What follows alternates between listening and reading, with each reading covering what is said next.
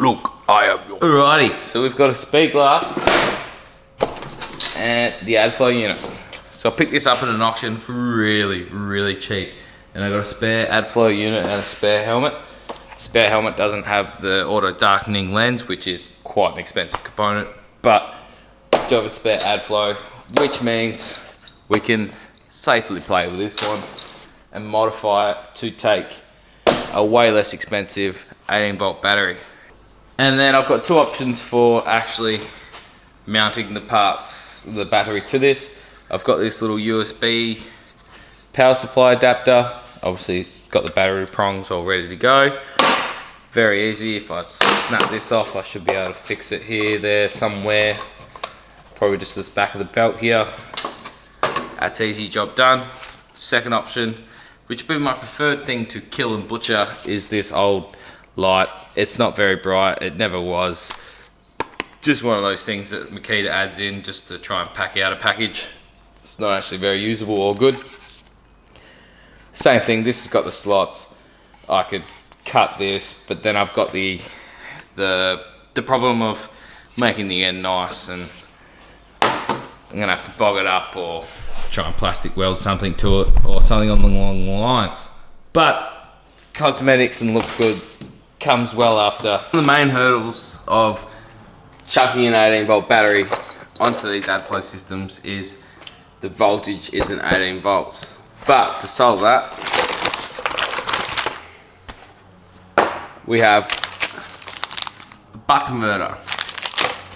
Now I've got two different types. I've got this little miniature one, which is small and compact, and I've got a lot of them for a lot of different projects. And I've got a few of these that have these LED displays that will actually show you what its output is. Well, what it's telling you the output is. I like that it comes with its own little heat sink. It's for you to put on at your own leisure.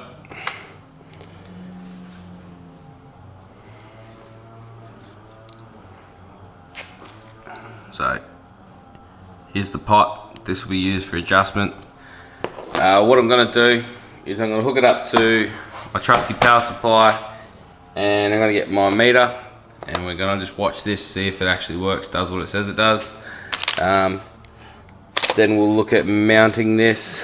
I'm thinking about taking up the space on the bottom here, like so. I don't really have a plan for encasing it yet, so we'll take it as it goes and we'll work it out as we go. So essentially what I have set up here is I've got the buck converter off my power supply, running the voltage in, and I'm just measuring it with this meter, seeing, like, trying to calibrate it off the potential, off the pot here, potentiometer. So we'll power it on, and it's reading 16.3 volts in, and I'm getting 16 volts out, if you can see that. Now we'll click over to out, 16.9, 16.7. So what we want to do, we actually want to adjust this pot.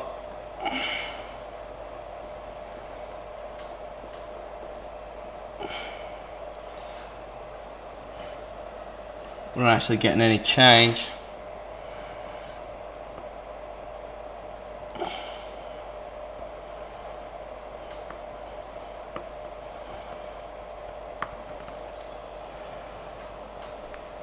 Well, this one's dead on arrival.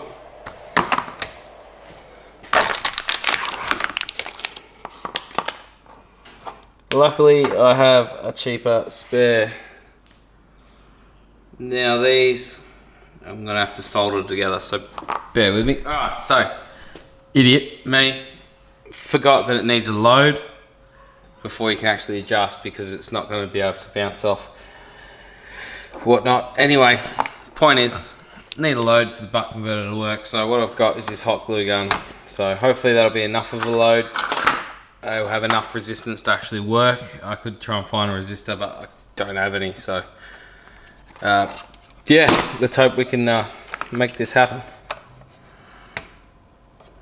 Power on. So I should be putting out 16 between 16 and 18 volts. Let's see what it's got. 17 in and 16 out. So let's just rapidly play with this pot.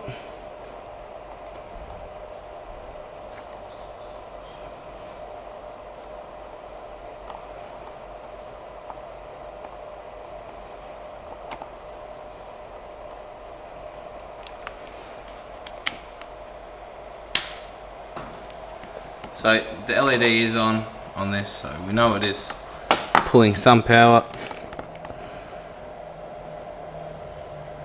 17 in.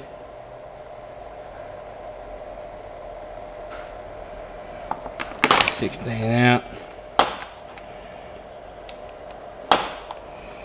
Let's try going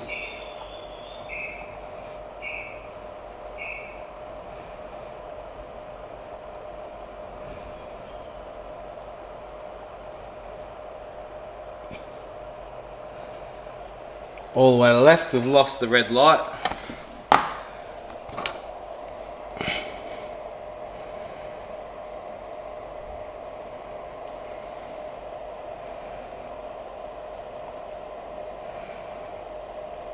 $13 volts.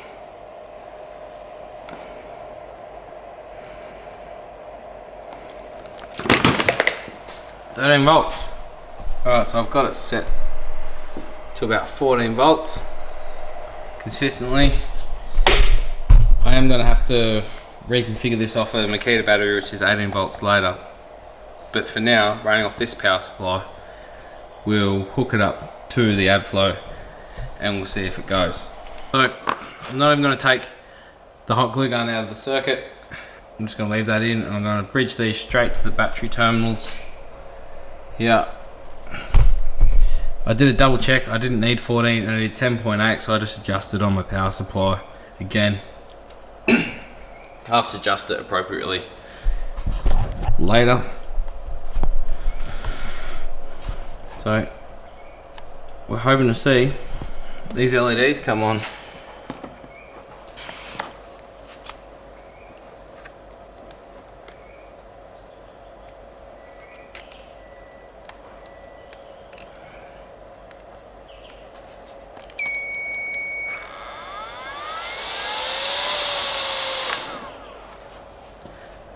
That's success.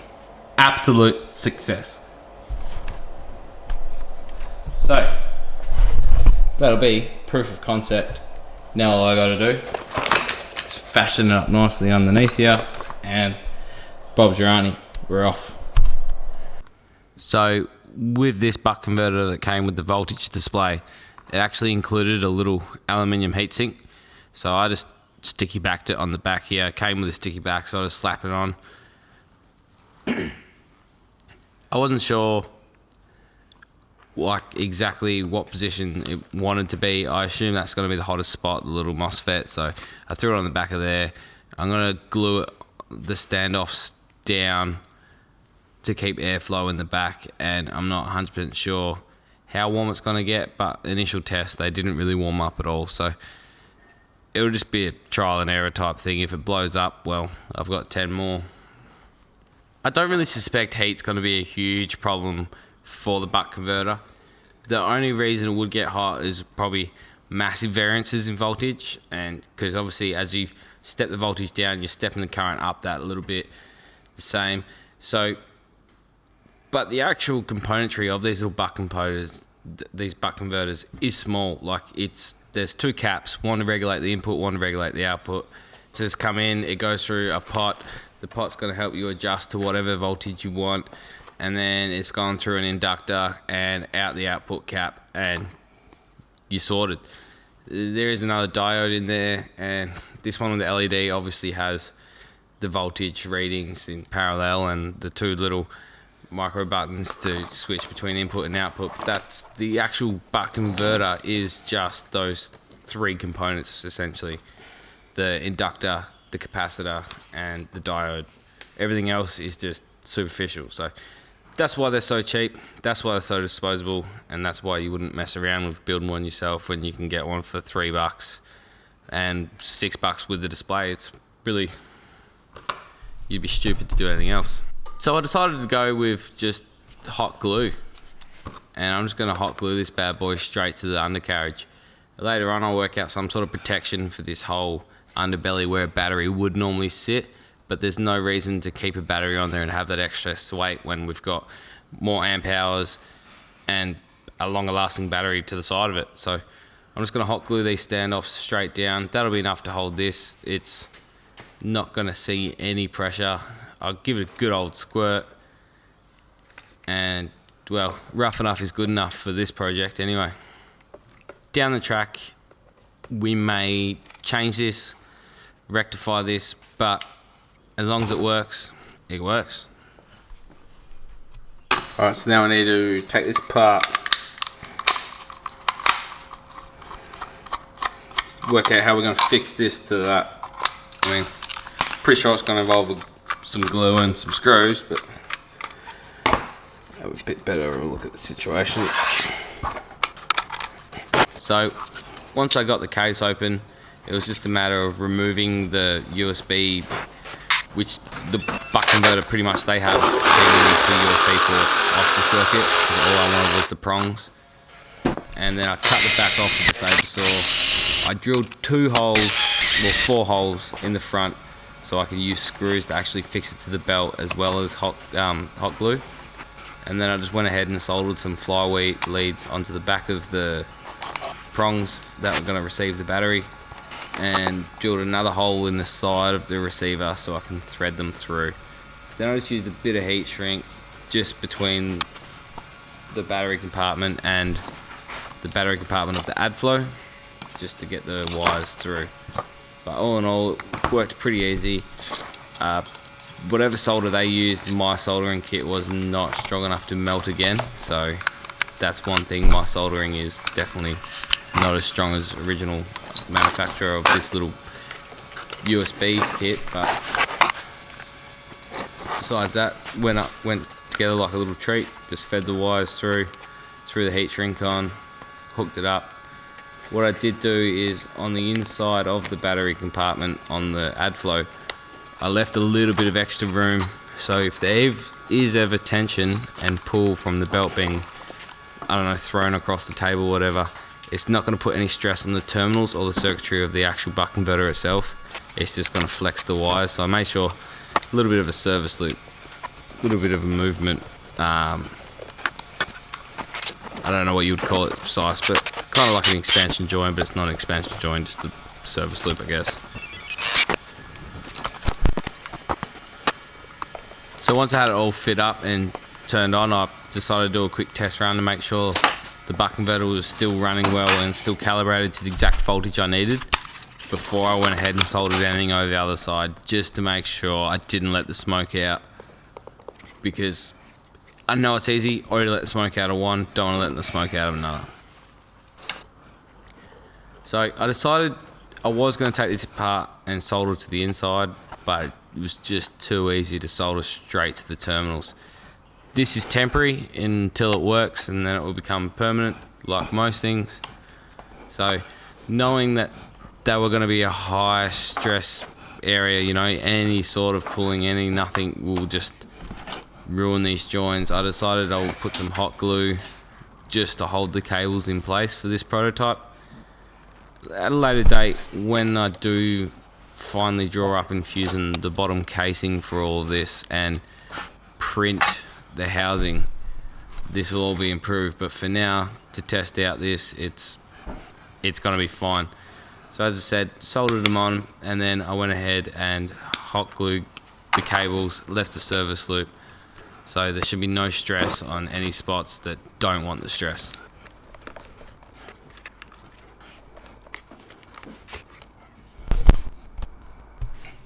Right, so here we have the moment of truth. Charged up battery. Hopefully this is still set right and I don't let the smoke out. See what happens. Yeah, about right.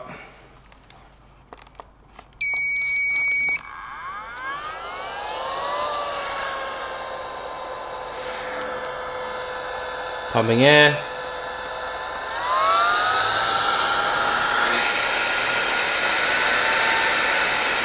And we still have speed control.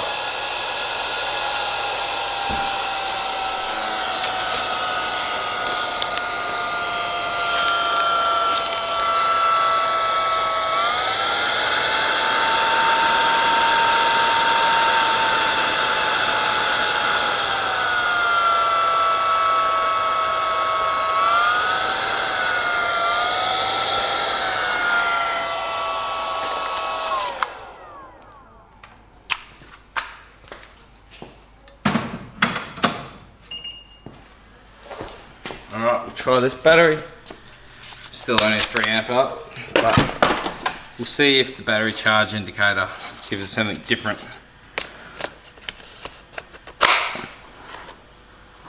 Because we might lose this through the buck converter.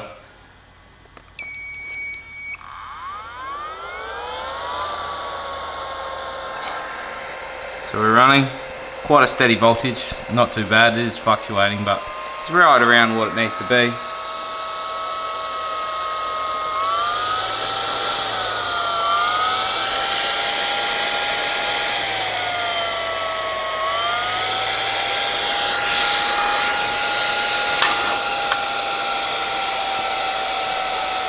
Victory! There you have it. Couple dollars with a buck converter. And we're transplanting batteries into everything. All I need to do now is sit down in Fusion and work out this, draw this up, print myself a bottom, and we're off to the races, kicking goals. No more expensive 3M Adflo batteries. Cheap as shit. Makitas.